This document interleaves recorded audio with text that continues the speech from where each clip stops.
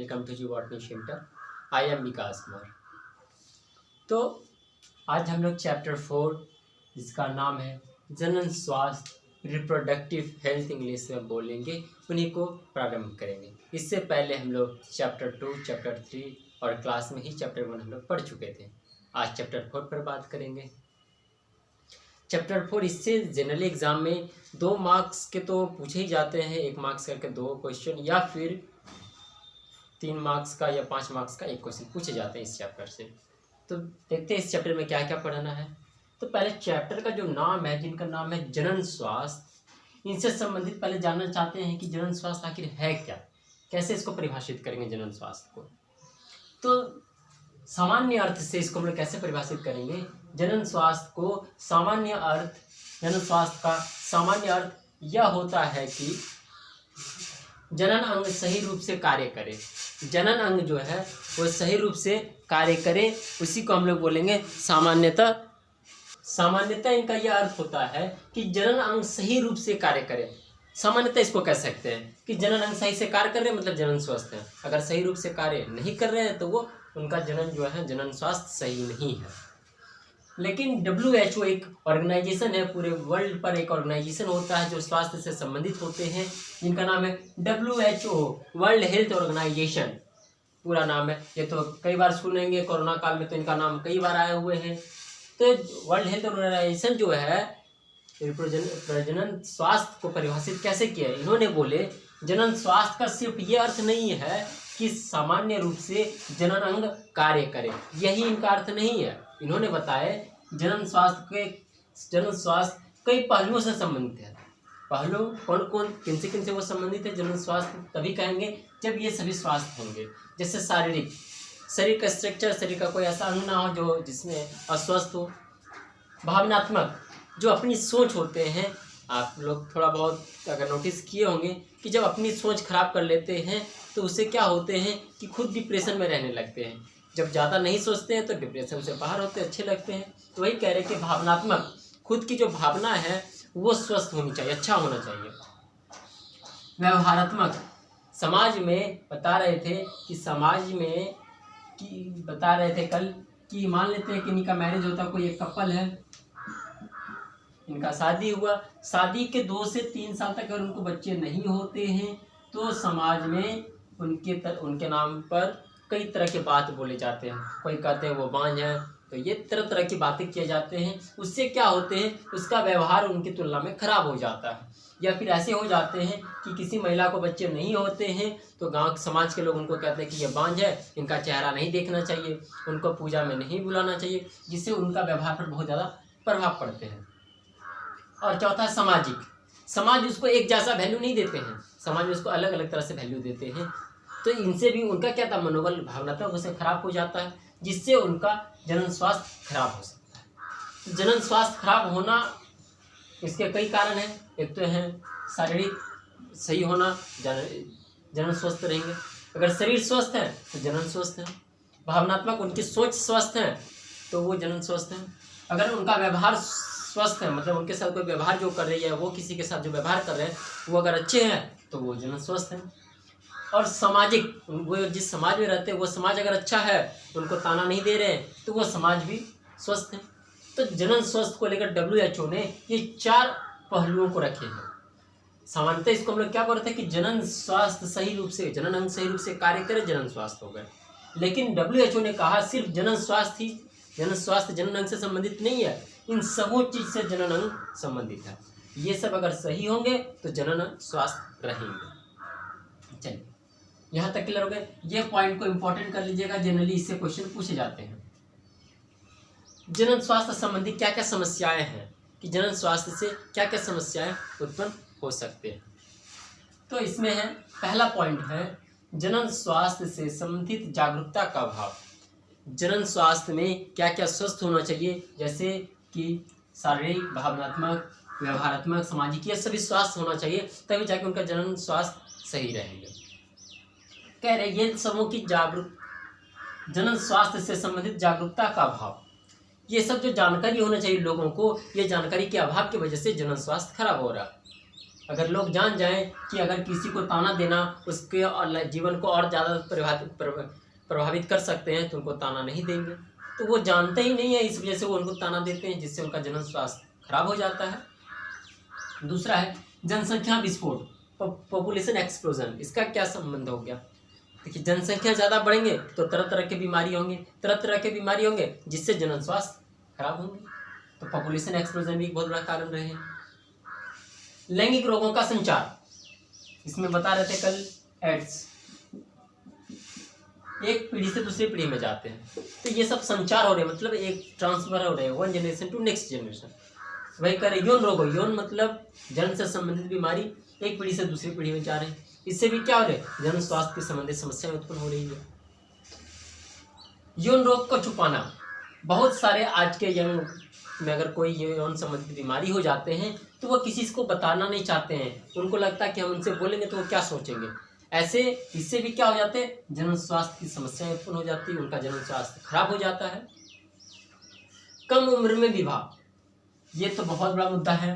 कम उम्र में विवाह, आज भी कई जगह ऐसे हैं जो कि लड़कियों को बहुत कम उम्र में शादी करा दिए जाते हैं, जिनसे क्या होते हैं कि उनका जनन तंत्र जो है सही रूप से कार्यरत नहीं होते हैं, कार्यरत सही नहीं है तो उसमें प्रजनन स्वास्थ्य सही नहीं होंगे, ये भी एक बहुत बड़ा समस्या है।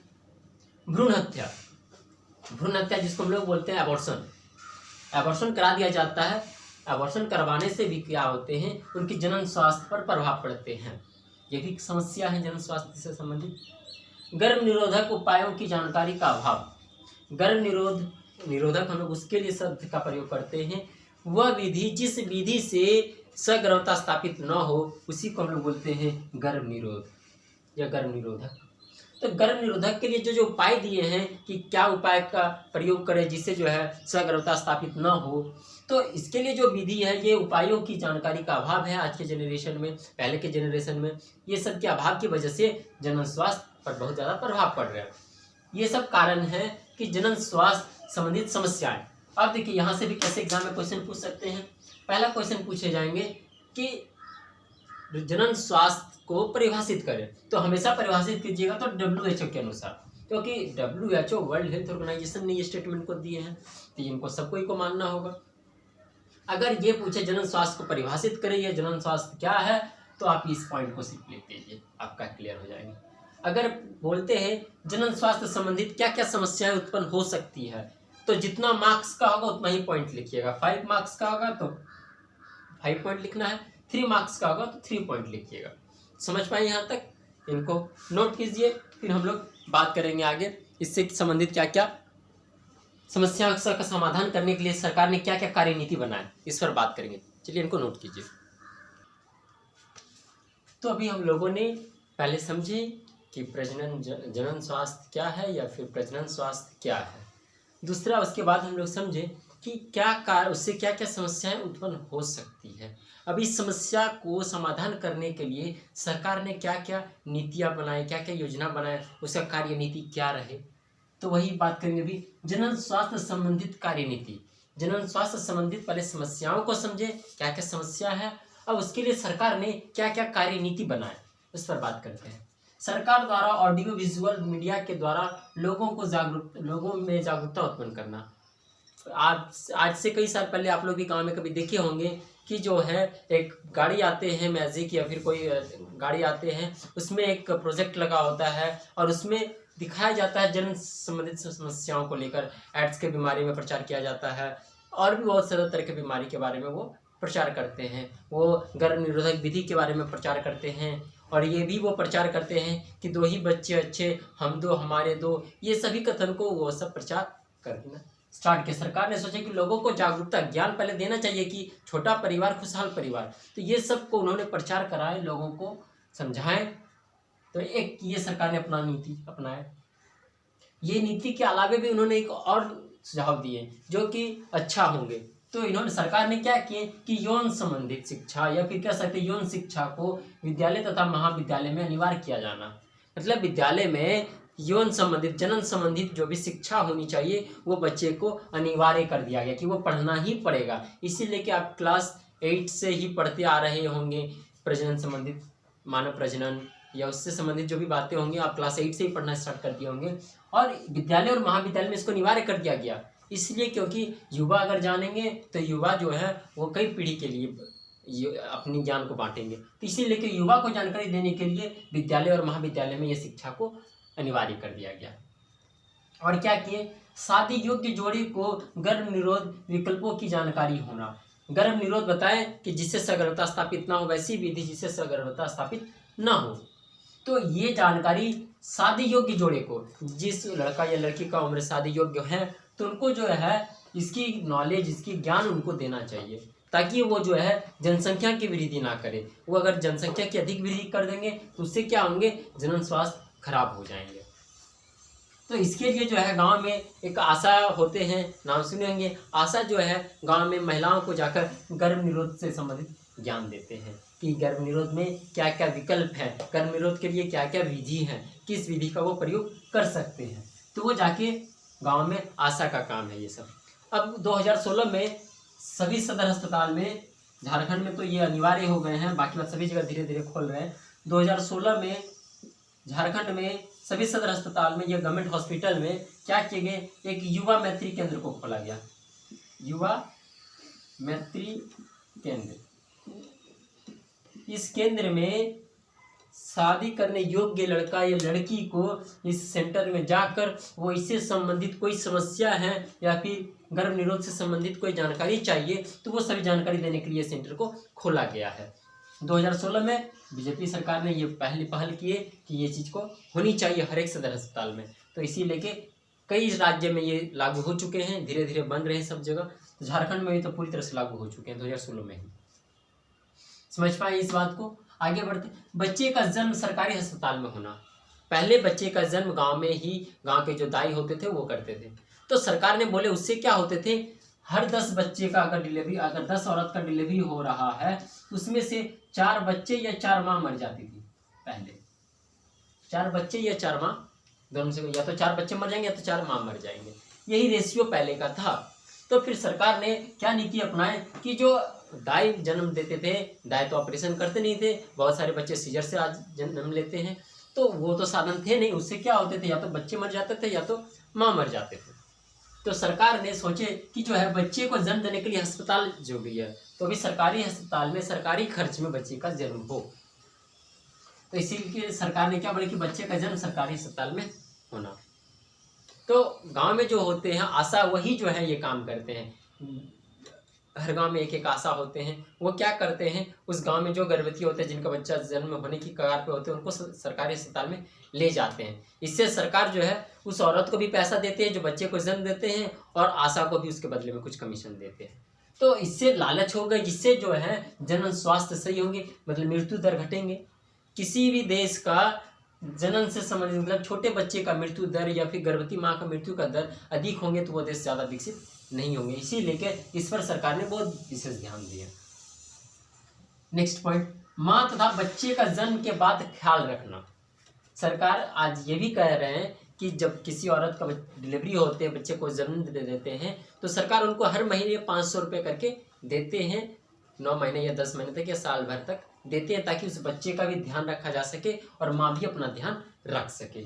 इसके लिए सरकार, क्योंकि वो जान रहे हैं छोटे परिवार में बच्चे का रख रखाव के लिए ज़्यादा सावधान नहीं, क्या कहते हैं, उपाय नहीं है, ज़्यादा खर्च करने के लिए पैसा नहीं है, तो सरकार उसके लिए हर महीने 500 रुपया उनके खाते में देते हैं। ये भी एक कार्यनीति बनाई सरकार। और क्या हुए, STD सेक्सुअल ट्रांसमिटेड डिजीज की जानकारी देना।